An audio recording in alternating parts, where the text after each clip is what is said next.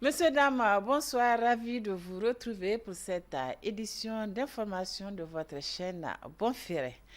La Cour de justice de la CEDEAO a examiné hier mardi la requête des avocats du Niger aux fins d'annulation des sanctions infligées à notre pays. Le délibéré est prévu le 2 décembre prochain. Détail dans ce récit signé Sidikou Haruna. Que la Cour de justice de la CEDEAO a pris connaissance de la requête de l'État du Niger au fin de l'annulation des sanctions infligées par la conférence des chefs d'État de l'organisation régionale tenue au lendemain du coup de force contre le régime de la 7e République. Des sanctions qui vont, entre autres, de la fermeture des frontières à la suspension des transactions commerciales en passant par le gel des avoirs que les avocats de l'État du Niger ont tenu à exposer à travers leur caractère inhumain et dégradant, mais surtout à travers leur illégalité au regard du droit communautaire. Pour les avocats de l'État du Niger, cette décision irraisonnée et irraisonnable jure tout simplement avec les réalités qui président même la création de cette organisation communautaire. Pour la CEDEAO, l'État du Niger est seul responsable de ce qui lui arrive.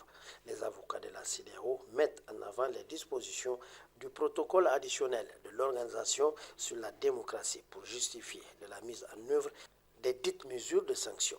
En clair, pour l'organisation, le Niger a foulé aux pieds les dites dispositions avec le coup d'État du 26 juillet dernier, ce qui a tout naturellement enclenché l'application des sanctions. Il convient de le rappeler, le Niger a récemment intenté un référé pour demander un sursis à exécution des sanctions devant la Cour de justice de l'UEMOA en attendant l'examen au fond du dossier.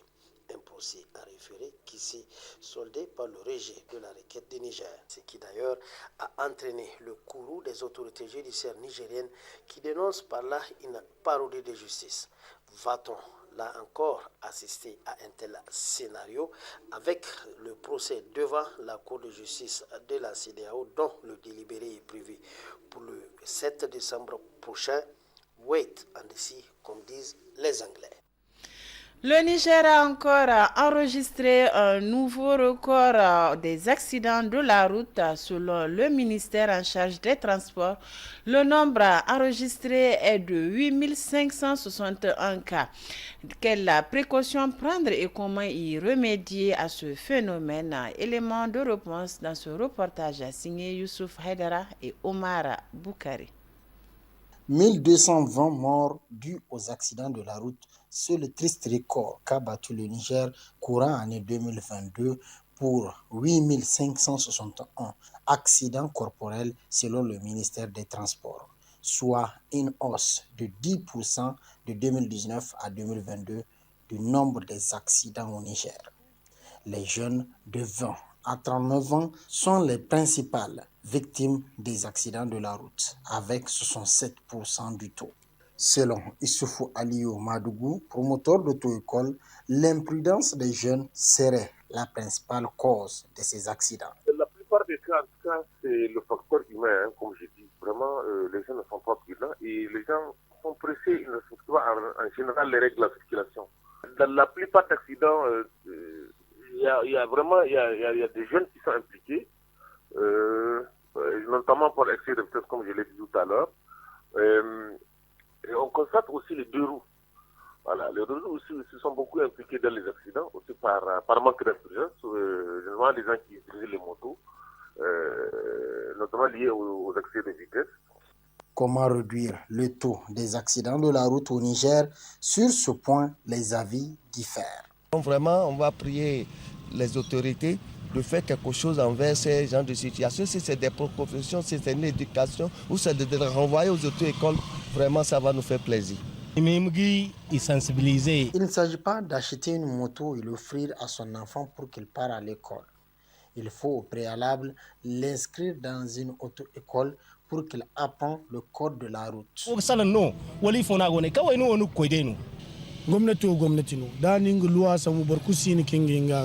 Force reste à la loi. À mon avis, l'État doit être rigoureux sur le respect du code de la route. Comme ça, s'il y a des sanctions, chacun va respecter les règles.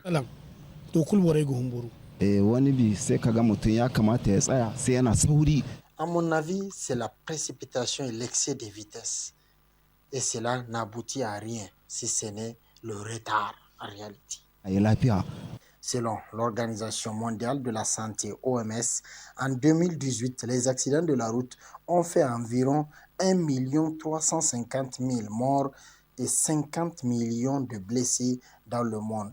Au Niger, en 2022, le nombre de blessés légers et graves cumulés tourne autour de 11 879 victimes.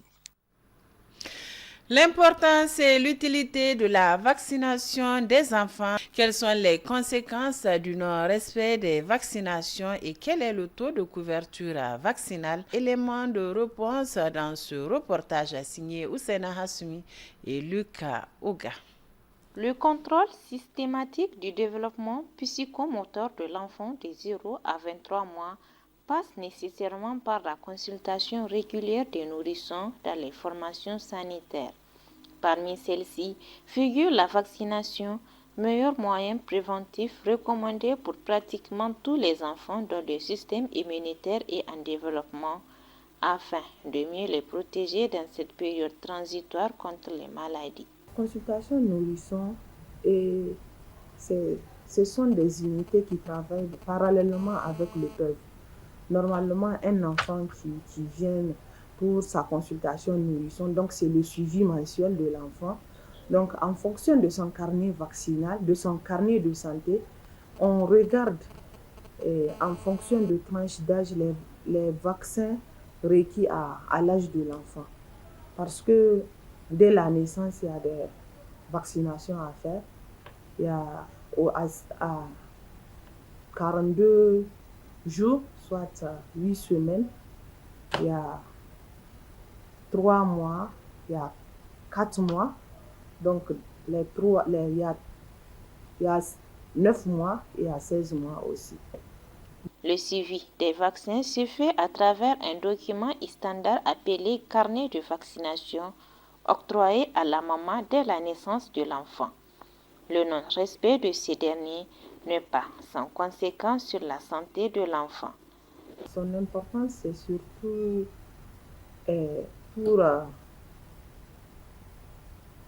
pour suivre les doses que l'enfant a reçues, les différentes doses de vaccins que l'enfant a reçues et les dates.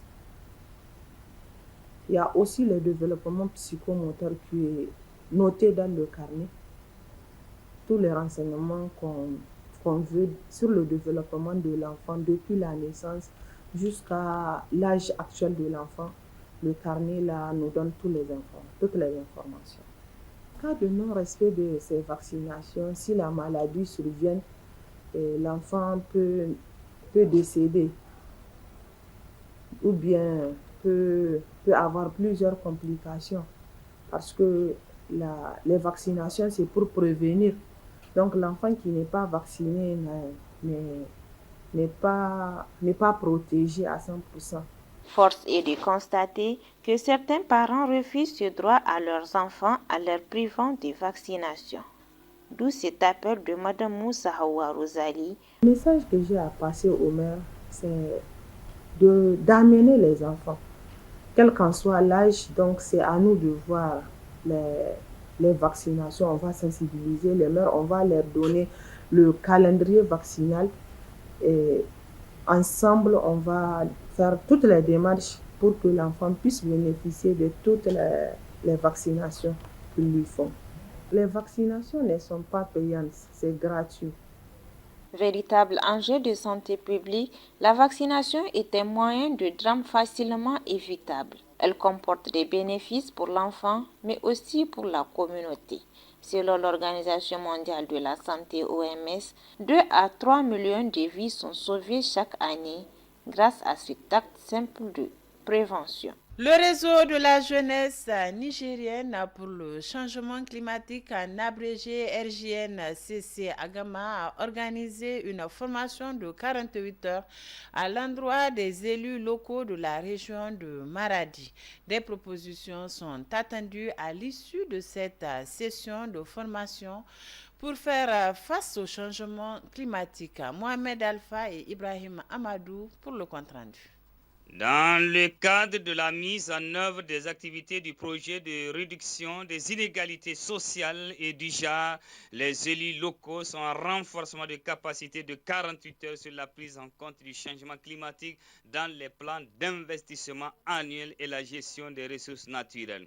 Organisé par le Réseau national de la jeunesse sur le changement climatique RJNCC, sur financement du ministère danois des Affaires d'Aniba à travers Oxfam Niger. Mise en œuvre par 4 structures de la société civile, ce projet a 3 objectifs stratégiques. Qui sont la mobilisation des ressources publiques, nationales et locales est renforcée et gérée de manière transparente afin d'accroître l'accès à l'éducation de qualité et au développement local durable pour tous. Et deuxième objectif, un plus grand nombre de personnes vivant dans les communautés locales touchées par les crises récurrentes sont renforcées pour être résilientes aux chocs liés au changement climatique et transformer et prévenir les conflits. Et l'objectif stratégique 3, les femmes et les jeunes les plus durement touchés par le changement climatique vivent dans des sociétés plus résistantes au changement climatique et plus justes sur le plan climatique. Le projet intervient dans 10 communes au niveau national, dont 5 à Tawa et Maradi 5. Une rencontre qui se veut comme un cadre idéal pour tracer les voies et moyens en vue de faire face au changement climatique. La présente rencontre rentre dans le cadre alors de l'atteinte des résultats de l'objectif 3, ce qui vise donc à prendre en compte les questions liées au changement climatique dans les plans d'investissement annuels. Il vous souviendra que dans un passé récent, notre pays a entamé une démarche de prise en compte des questions de changement climatique dans les plans de développement communaux. Le choix des élus locaux pour la présente session de formation n'est pas fortuit. C'est une manière d'enrichir les connaissances des personnes ressources du sujet, a souligné le chef du projet RJNCC à Gama. Nous avons jugé utile de réunir les acteurs clés que vous êtes par rapport à ces questions de planification au niveau communal pour tenir la présente rencontre. Je saurais compter sur les profils qu'on a ici, alors pour que cette intégration soit effective donc dans les communes de nos zones d'intervention. Le projet a été lancé en 2022 pour une durée de 4 ans et vise l'amélioration des inégalités sociales et du genre, surtout de répondre efficacement au changement climatique. C'est le souhait le plus absolu du Réseau national de la jeunesse du changement climatique RJNCC à Gama. Le siège d'AgriFocus à Niamey a servi de cadre ce matin à la cérémonie de fin de formation de plus d'une vingtaine de jeunes de la première cohorte agripreneurs. Ils étaient nombreux à prendre part à cet événement qui vise la promotion des jeunes entrepreneurs nigériens. Le compte rendu avec Souleymane Ousmane et Mamadou Tchori. C'est un total de 25 jeunes agripreneurs en fin de formation dans le cadre du projet Hortib Niger qui ont bénéficié des attestations de satisfaction de fin de formation dans sa phase première Horte Agripreneur. L'occasion pour la directrice des Partners for Innovation de dresser le processus de l'aboutissement de cette formation. Partners for Innovation est une référence dans le développement et la création de richesses dans les secteurs de l'agriculture, de l'entrepreneuriat, de l'agrobusiness, du développement durable, de l'agriculture intelligente face au climat, de l'agroforesterie entrepreneuriale, des énergies renouvelables et du genre. Je termine par le genre, non pour dire que ce n'est pas important, mais pour dire que le genre est transversal dans tout ce que nous entreprenons. Le projet dans sa globalité est présenté ici par son coordinateur et ses atouts. L'objectif du projet, c'est de promouvoir l'horticulture maraîchère entrepreneuriale au Niger. Et pour cela, nous avons identifié 2 cibles. La première, c'est des lead farmers, donc c'est des producteurs qui sont tout le temps sur le terrain, qui ont assez d'expérience, mais qui n'ont peut-être jamais eu accès à l'éducation ou bien à l'école. Ils n'ont pas des informations sur le marché. Il y a beaucoup d'innovations dont ils n'ont pas accès et qu'on s'est dit qu'ils ont quelque chose à partager. Partenaires publics et privés du projet Hortib Niger ont salué l'initiative et les récipiendaires tout en formulant des vues. Cette initiative combien louable qui cadre parfaitement avec les objectifs du gouvernement. À travers cette formation, vous avez certainement créé des emplois. J'espère que ces jeunes vont réussir et que leur exemple va inspirer d'autres jeunes à s'investir dans l'agriculture. J'ai été très content d'entendre la directrice, Mme Awami, dire que Partners for Innovation a été bousculé par les jeunes. C'est la preuve qu'ils sont motivés. J'espère qu'ils vont garder cette motivation tout au long de leur projet, notamment au début, où c'est souvent difficile en entrepreneuriat. J'espère que vous aurez toujours cette motivation et que vous continuerez à persévérer pour réussir. De leur côté, les récipiendaires n'ont pas manqué de cacher leur satisfaction et remercier l'ensemble des partenaires et les formateurs pour la réussite de cette formation. L'assistance a également eu droit à une brève présentation de ce jeune agripreneur bénéficiaire de cette formation qui ont chacun reçu son attestation de fin de formation. Ces jeunes sont également soutenus par Partners for Innovation qui a comme mission de soutenir la réalisation efficiente de projets de développement pour la mobilisation de compétences et d'expertise technique. Sport à présent dans le cadre de la deuxième journée des éliminatoires de la Coupe du Monde 2026 zone Afrique, le MENA national perforé la défense zambienne. Et un adversaire de taille. Score final 2-1, c'était hier mardi à Marrakech au Maroc. Le résumé de la rencontre avec Mohamed Alpha. Pour cette deuxième sortie, les poulains de Zakariaou Ibrahim ont freiné ce 21 novembre 2023 la fougue des Chipolopo de la Zambie dans ce groupe E des éliminatoires de la Coupe du Monde 2026 zone Afrique. Les nôtres ont créé la sensation de l'entame du match. Ils ont ouvert le score à la 6e minute de jeu par Mouktari Amadou Kalala qui a perforé la défense zambienne. Fixé, hein. Là c'est bien ce qu'il fait, Mouktari. Et certainement l'ouverture du score, pourquoi pas. Et voilà. But, et quel but. But très facile, très facile. De Goumé sur cette action. Il faut apprécier également ce geste de Moutari qui était parti. Le MENA national a su garder le rythme de ne pas accorder de l'espace aux offensives des Zambiens. C'est ainsi qu'à la 28e minute de jeu, Boubacar Goumé a aggravé le score sur un bon service de Issa Djibrila Akso qui a déstabilisé la défense zambienne avec sa technique. Il est passé Akso. Vis-à-vis le but. Oh quel but. Goumé qui signe également son but dans cette partie. Quel travail.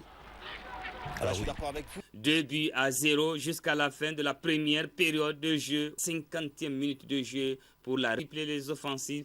Et la défense nigérienne a craqué à la 50e minute de jeu pour la réduction du score. Le centre, la tête et la frappe. Et l'intervention.